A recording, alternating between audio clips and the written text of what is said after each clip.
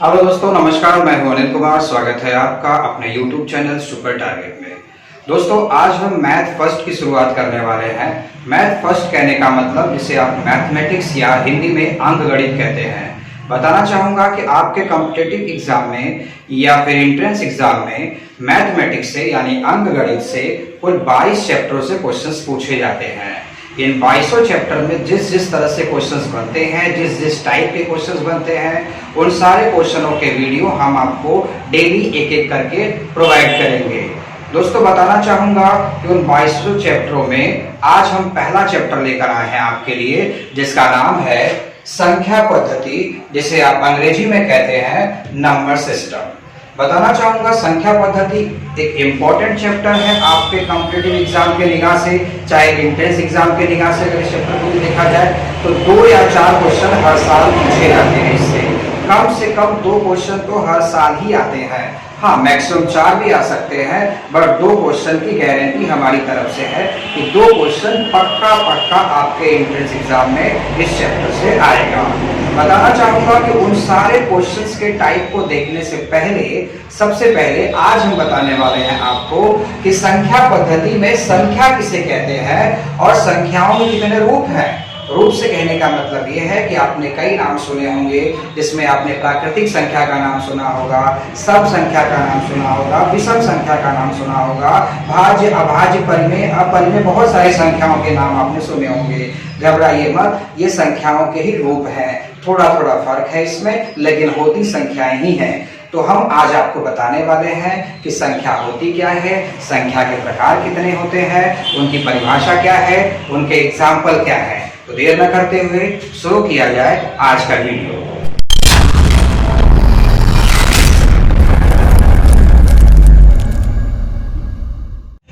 संख्या के प्रकार को पढ़ने से पहले हम जान लेते हैं कि संख्या होती क्या है, संख्या किसे कहते हैं। कई लोगों के मन में यह सवाल रहता है कि सर संख्या होती क्या है, एक बार उसे अच्छे से बताइए। तो चलिए दोस्तों, कॉपी पेन उठा लीजिए और सबसे पहले हेडिंग लगा लीजिए संख्या। संख्या क्या होती है? बताना चाहूंगा कि 2 या 2 से अधिक अंकों के समूह को ही संख्या कहते हैं। एक बार फिर से रिपीट, 2 या 2 से अधिक अंकों के समूह को ही संख्या कहते हैं। अगर आप नहीं लिख पा रहे हैं तो वीडियो को पॉज कर लीजिए, पहले लिख लीजिए, उसके बाद वीडियो को चालू करिए। एक बार फिर से, स्क्रीन पर भी लिखा हुआ है संख्या की परिभाषा, आप देख सकते हैं। 2 या 2 से अधिक अंकों के समूह को संख्या ही कहते हैं। 2 या 2 से अधिक अंकों के समूह को क्या कहते हैं दोस्तों? संख्या कहते हैं। अगर कल को कोई आपसे पूछे कि संख्या की परिभाषा बताओ या संख्या किसे कहते हैं, तो आप तुरंत बता दीजिएगा कि 2 या 2 से अधिक अंकों के समूह को संख्या कहते हैं। जैसे में आपके लिख सकते हैं एग्जाम्पल उसके नीचे, जैसे में 28 आपने लिख लिया, जैसे में आपने 16 लिख लिया, जैसे में आपने 15 लिख लिया, जैसे में आपने 338 लिख लिया, जैसे में आपने 1027 लिख लिया, जैसे में आपने 10,315 लिख लिया। यही सब तो है संख्याएं। तो दोस्तों, 2 या 2 से अधिक अंकों के समूह को क्या कहते हैं? संख्या कहते हैं। अब सवाल ये उठता है कि जो हम संख्याएं बना रहे हैं वो संख्या है, तो वो जिन अंकों की मदद से बन रहा है वो अंक है कौन कौन से? कई बार परीक्षा में आपसे ये पूछा गया है कि जिन अंकों की मदद से, मैं फिर से दोहरा रहा हूं, कई बार पेपर में ये पूछा गया है कि जिन अंकों की मदद से संख्या का निर्माण होता है उन अंकों को कहते क्या है? फिर से रिपीट, जिन अंकों की मदद से संख्या का निर्माण होता है उन अंकों को कहते क्या है? तो आइए जान लेते हैं उसे। मैं बताना चाहूंगा, जैसा कि परिभाषा में लिखा है कि 2 या 2 से अधिक अंकों के समूह को संख्या कहते हैं। सवाल ये उठता है कि वो अंक कौन कौन से हैं? तो दोस्तों, वो अंक है 0, वो अंक है 0, 1, 2, 3, 4, 5, 6, 7, 8 और 9। आप देख सकते हैं यही वो अंक है जिनकी मदद से दुनिया की बड़ी से बड़ी संख्या या दुनिया की छोटी से छोटी संख्या आप लिख सकते हैं।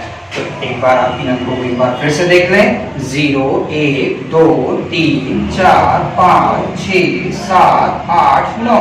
इन्हीं अंकों की मदद से संख्या का निर्माण होता है। लेकिन परीक्षा में ये तो नहीं पूछा था। परीक्षा में आपसे पूछा था कि जिन अंकों की मदद से दुनिया में सारी संख्याओं का निर्माण होता है उन अंकों को कहते क्या है। यानी कि इन सभी अंकों को 0 से लेकर 9 तक जो अंक लिखे गए हैं इन अंकों को एक शब्द में क्या कहते हैं, तो लिख लीजिएगा। इन अंकों को एक शब्द में कहते हैं मूलभूत अंक। मूलभूत अंक। अगर आप अंग्रेजी में लिखना चाहते हैं तो इसे कहते हैं फंडामेंटल डिजिट्स। जी हाँ दोस्तों, फंडामेंटल डिजिट्स। मूलभूत अंक कौन कौन से होते हैं? 0, 1, 2, 3, 4, 5, 6, 7, 8, 9 मूलभूत अंक। अगर आपसे पूछा जाए कि जिन अंकों की मदद से संख्याओं का निर्माण होता है वो अंक को क्या कहते हैं, तो उस अंक को कहते हैं मूलभूत अंक या फिर फंडामेंटल डिजिट्स। एक बार पेपर में और पूछा गया था कि मूलभूत अंक से, मैंने कहा कि इन्हीं मूलभूत अंकों की मदद से आप सारी संख्या का निर्माण करते हैं, चाहे वो छोटी संख्या हो चाहे बड़ी संख्या हो। अब परीक्षा में सवाल ये पूछा गया था कि मूलभूत अंकों की मदद से जो संख्या बन रही है उस संख्या को क्या कहते हैं। तो मूलभूत अंकों से बनने वाली, मूलभूत अंकों से बनने वाली संख्या को क्या कहते हैं, तो उस संख्या को कहते हैं व्युत्पन्न संख्या। आप लिख सकते हैं उस संख्या को क्या कहते हैं, व्युत्पन्न संख्या, जिसे अंग्रेजी में कहते हैं derived number. DERIVED derived number.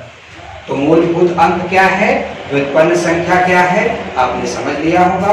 मैं एक बार फिर से बता देना चाहता हूं, 2 या 2 से अधिक अंकों के समूह को संख्या कहते हैं। संख्या के एग्जाम्पल ही मैंने आपको बता दिए।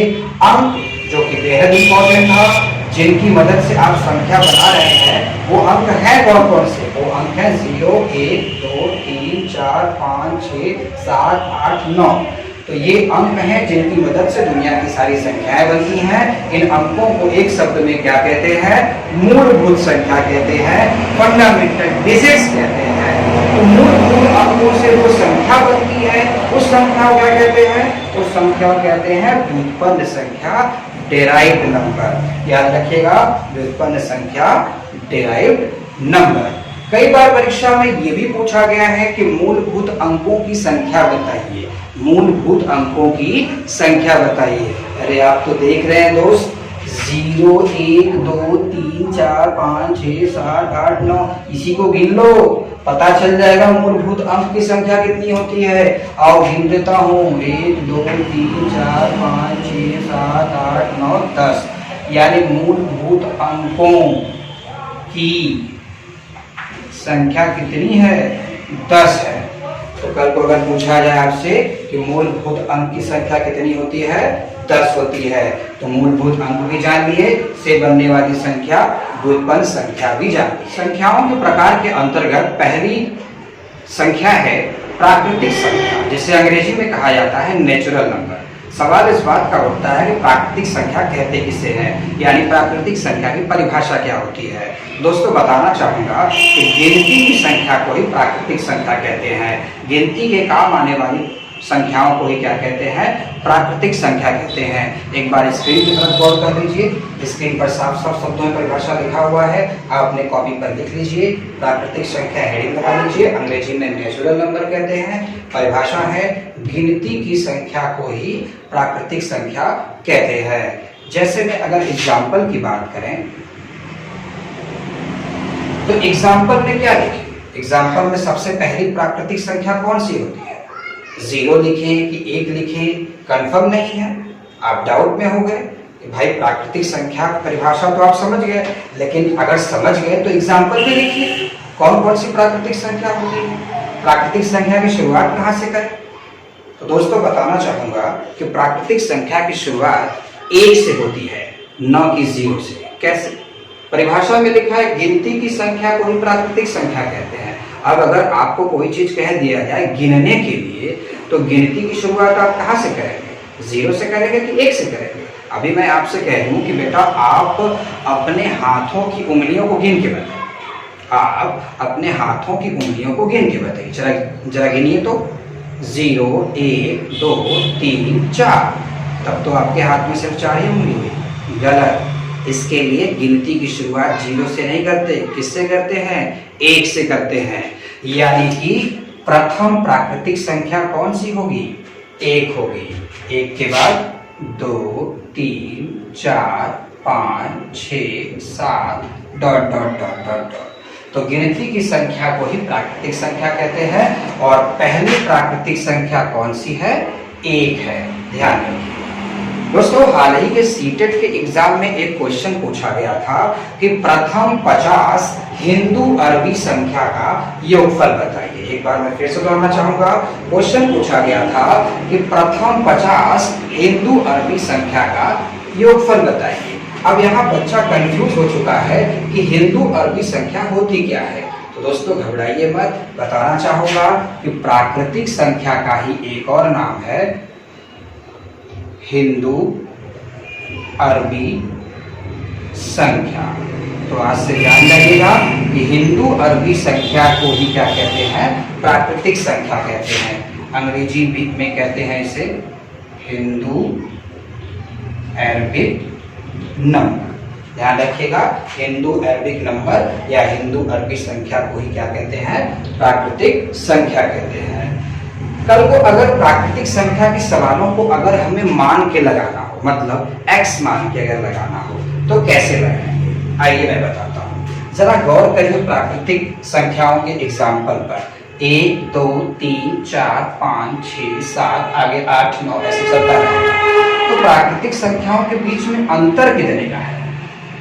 प्राकृतिक संख्याओं के बीच में अंतर कितने का है? देखिए आप, 1 से 2 हुआ कितना बड़ा? 1। 2 से 3 हुआ कितना बड़ा? 1। 3 से 4 हुआ कितना बड़ा? 1। 4 से 5 हुआ कितना बड़ा? 1। यानी प्राकृतिक संख्याओं के बीच में अंतर कितने का है? जी हाँ, अंतर 1 का है। तो कल को अगर प्राकृतिक संख्या के सवालों को अगर हमें मान के लगाना होगा, तो पहली प्राकृतिक संख्या आप क्या मानेंगे? पहली प्राकृतिक संख्या आप x मानेंगे। और प्राकृतिक संख्याओं के बीच में कितने का उछाल हो रहा है?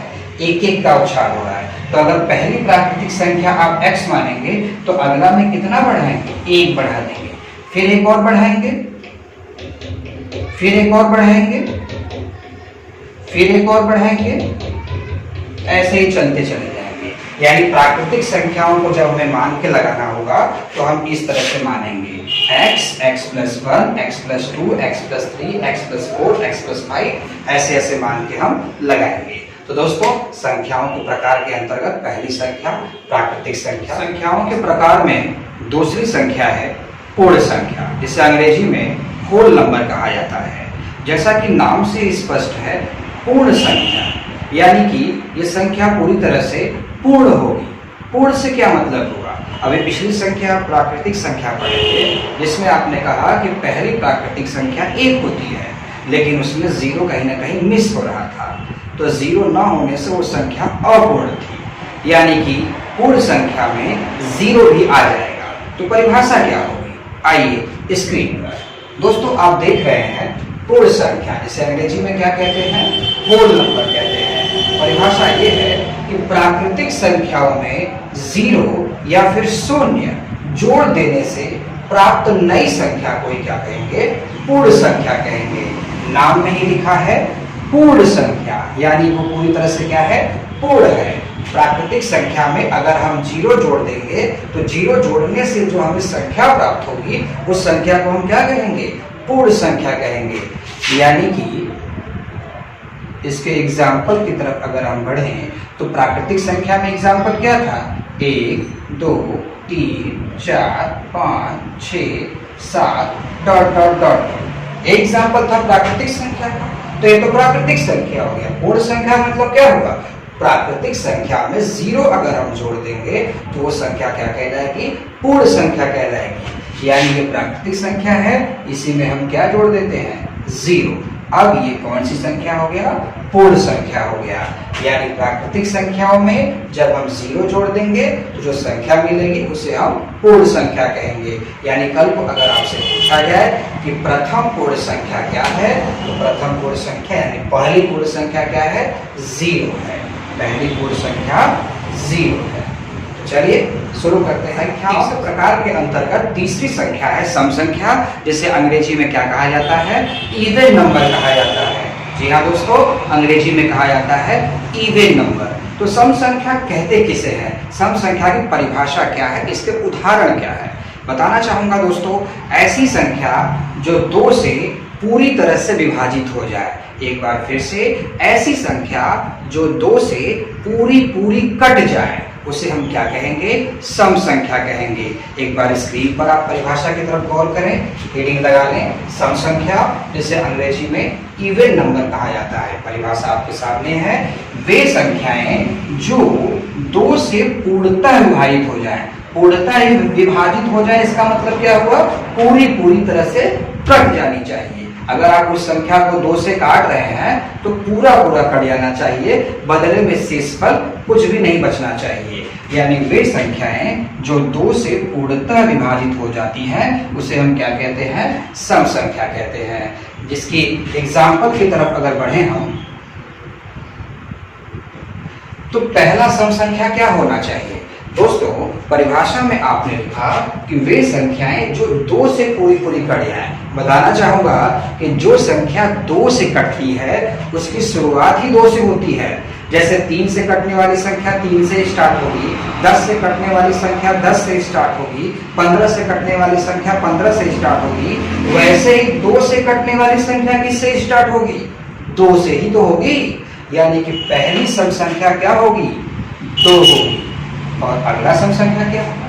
बताना चाहूंगा, संख्या जितने से कटता है, एक बार फिर से, संख्या जितने से कटता है उतने के अंतराल पर ही मिलता है।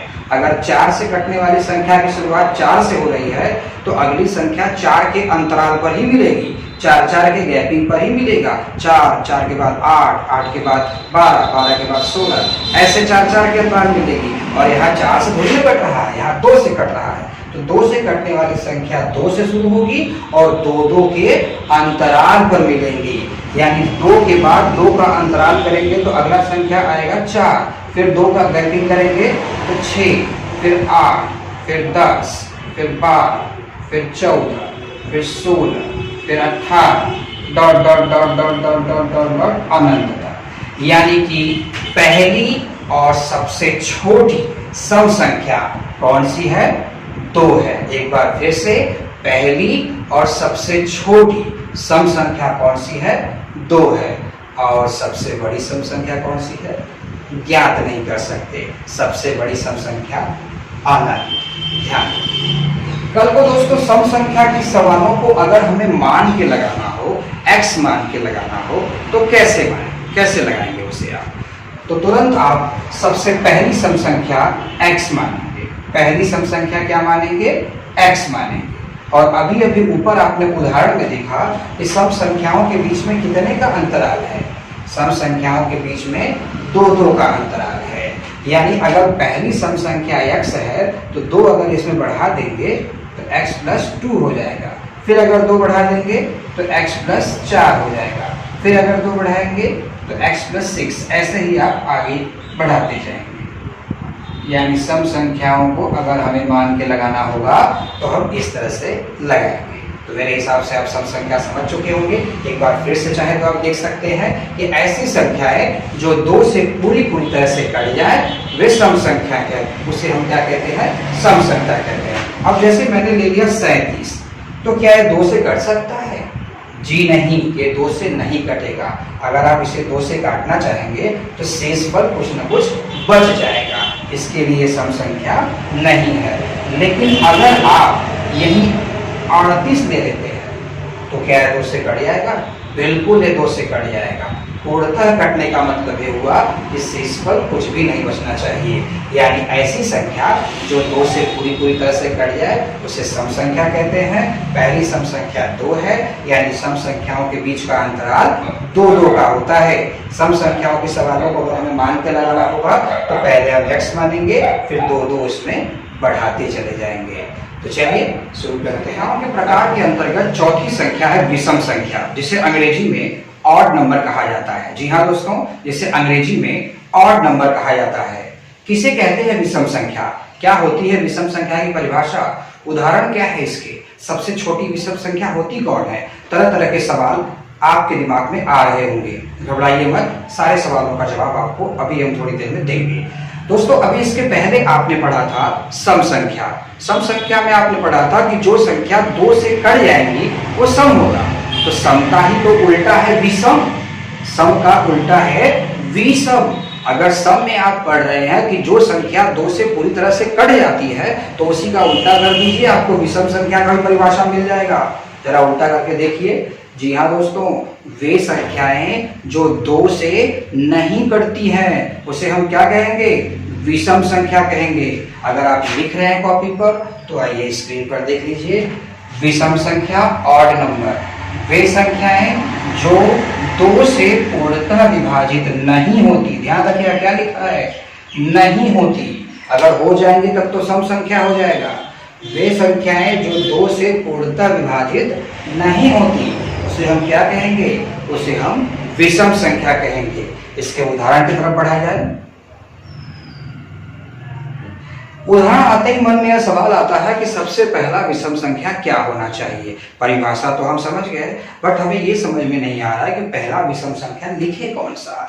2 तो बिल्कुल नहीं लिखेंगे क्योंकि 2 तो सम संख्या में चला जाएगा, वो भी पहला सम संख्या वो है। तो पहला विषम संख्या क्या होगा? क्या हम 3 लिख दें?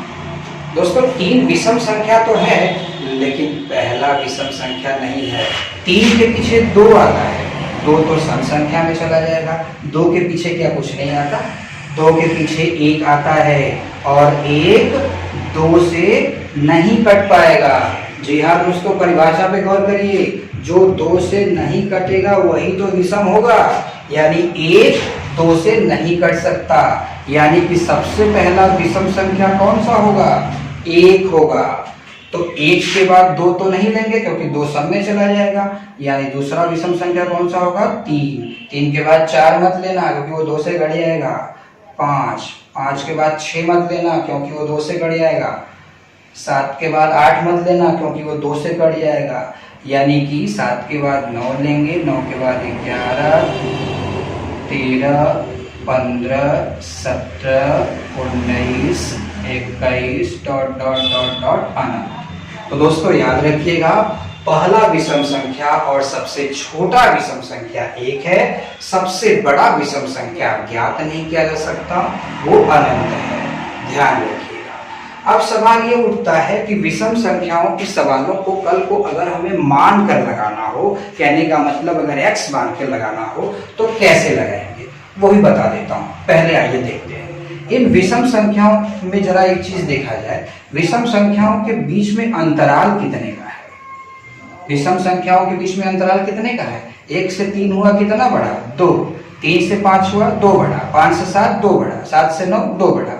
यानी विषम संख्याओं के बीच में अंतराल कितने का है? 2 का अंतराल है। यानी कि अगर हम इसे मान कर लगाएंगे तो पहला विषम संख्या तो x मानेंगे, तो अगला क्या मानेंगे? पहला विषम संख्या अगर आप x मानेंगे तो अगला क्या मानेंगे? कुछ बच्चे यहाँ डाउट कर जाते हैं। वो क्या कहते हैं कि सर जी अगर पहला विषम संख्या x होगा तो अगला x+3 मान लीजिए। अरे भाई वहीं पर तो आप गलत कर दोगे, आप 3 बढ़ाना चालू कर दिए। अच्छा ये बताइए, ये 15 बताइए सम है कि विषम है? बिल्कुल ये विषम है क्योंकि ये 2 से नहीं कट रहा है और 2 से नहीं कट रहा है तो विषम होगा। तो अगला अगर निकालना होगा आपके हिसाब से, अगर इसमें 3 जोड़ दिया जाए तब तो ये 18 हो जाएगा और 18 तो सम संख्या हो गया। यानी कि 3 जोड़ने से नहीं आएगा दोस्त, 2 जोड़िए। 15 में 2 जोड़िए कितना आ जाएगा? 17। यानी कि 15 के बाद 17 अगला विषम संख्या, फिर अगला 2 जोड़ेंगे तो विषम संख्या, फिर 2 जोड़ेंगे फिर विषम संख्या 21 आ जाएगा। यानी विषम संख्याओं में भी अंतराल 2-2 का होता है, न कि 3-3 का। यानी पहला विषम संख्या अगर आप x मानेंगे तो अगला विषम संख्या x+2 मानेंगे, अगला विषम संख्या x+4 मानेंगे और अगला विषम संख्या x+6 मानेंगे। ऐसे ही 2-2 बढ़ाते चले जाएंगे जी।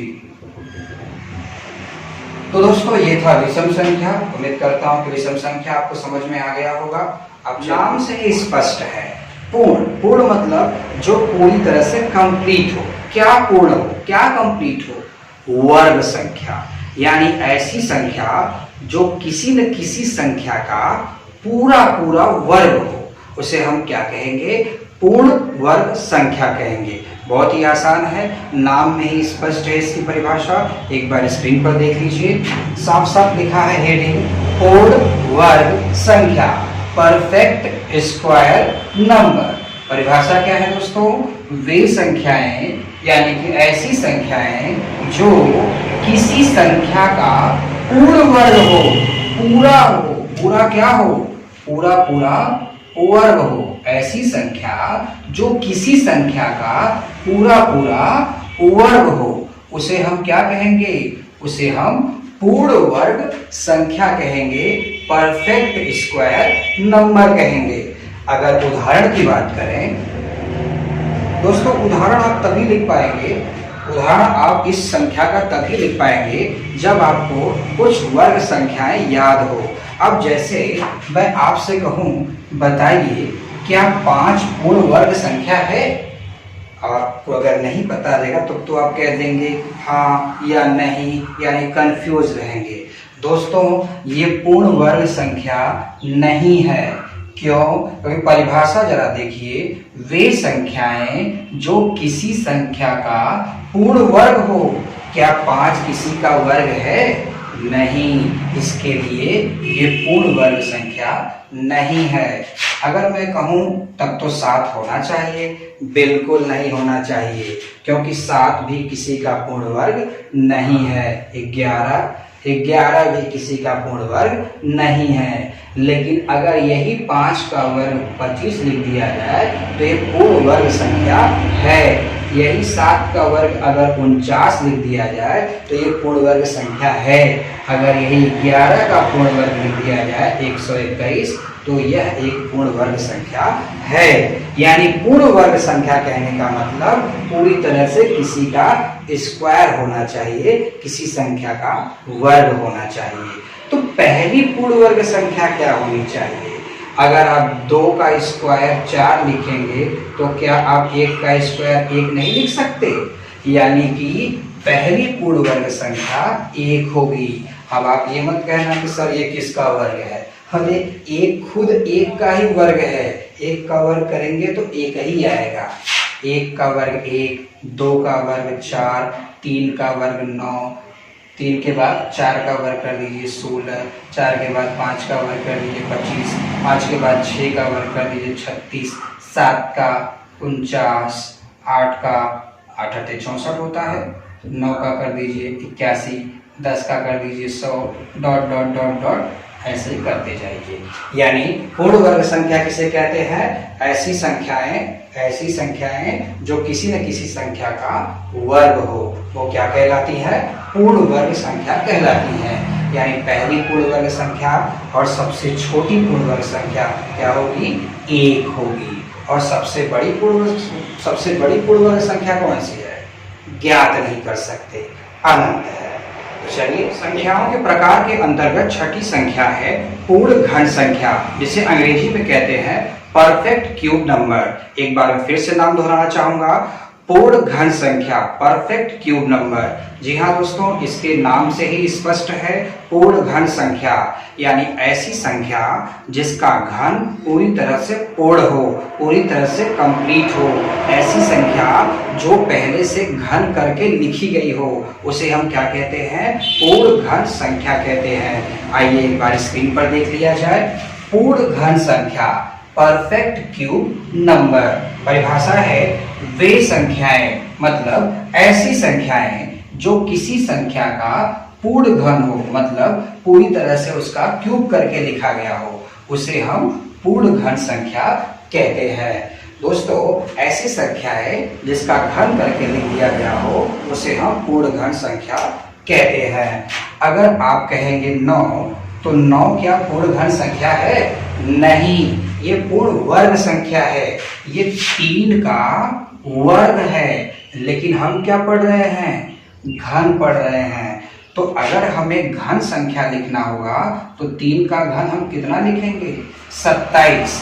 यानी 9 जो है वो पूर्ण वर्ग संख्या है, जबकि 27 जो है पूर्ण घन संख्या है। ध्यान रखिएगा। तो अगर इसके एग्जाम्पल की बात करें तो पहला पूर्ण घन संख्या 1 होगा। 1 का घन करेंगे तो 1 ही आएगा। 1 के बाद 2 का घन कर दीजिए, 2 का घन कितना होता है? 8। फिर 3 का घन कर दीजिए, फिर 4 का घन कर दीजिए, फिर 5 का घन कर दीजिए, फिर 6 का कर दीजिए, 216 आता है। फिर 7 का घन कर दीजिए, 343। फिर 8 का घन कर दीजिए, 512। फिर 9 का घन कर दीजिए, 729। ऐसे ही आप घन करते जाइए। यानी कि दोस्तों, ऐसी संख्याएं जो किसी न किसी संख्या का घन हो वो क्या कहलाती हैं? वो पूर्ण घन संख्या कहलाती है। तो पहली और सबसे छोटी पूर्ण घन संख्या कौन सी होगी? 1 होगी। और सबसे बड़ी पूर्ण घन संख्या कौन सी होगी? ज्ञात नहीं कर सकते, वो अनंत होगी। तो दोस्तों, बताना चाहूंगा कि आप पढ़ रहे थे संख्या पद्धति चैप्टर के अंतर्गत संख्या के प्रकार। यूं तो संख्या के इतने ही प्रकार नहीं होते, संख्या के और भी प्रकार होते हैं। आज आपने जितनी भी संख्याओं के नाम देखे, पढ़े, सुने, समझे, वो बहुत कठिन नहीं थे, वो बहुत आसान थे आपके लिए। दोस्तों, अभी और भी संख्याएं बाकी है, जिसमें से आपने कुछ संख्याओं के नाम सुने होंगे। भाज्य संख्या, अभाज्य संख्या, परिमेय, अपरिमेय, ये सारी संख्याएं अभी बची हुई हैं। इसके लिए हम दूसरा वीडियो आपके लिए बनाएंगे, क्योंकि वीडियो ज़्यादा बड़ी हो चुकी है। फिलहाल में आप इस वीडियो को 2 बार, 3 बार, 4 बार करके देखिए, समझिए। अगर आपको समझ में नहीं आता, कहीं कुछ कमी रहती है, तो हमें कमेंट बॉक्स में कमेंट करिए, हम उसमें सुधार करने का प्रयास करेंगे। ध्यान रहे। दोस्तों, अगर हमारा वीडियो आपको पसंद आया है तो इसे लाइक करिए, ज़्यादा पसंद आया है तो अपने दोस्तों में शेयर कर दीजिए। और अगर आप हमारे चैनल पर नए हैं तो हमारे चैनल को सब्सक्राइब करिए और बेल आइकन को दबाना बिल्कुल न भूलिए। अगर आप बेल आइकन को नहीं दबाएंगे तो आपको हमारे वीडियो का नोटिफिकेशन नहीं मिल पाएगा। अगर हम कोई नया वीडियो डालते हैं तो आपको पता नहीं चल पाएगा। इसके लिए बेल आइकन को दबाना बिल्कुल न भूलिए। दोस्तों, इसी के साथ मैं अपने वाणी को विराम देता हूँ। मुलाकात होगी अगले वीडियो में। तब तक के लिए नमस्कार, धन्यवाद।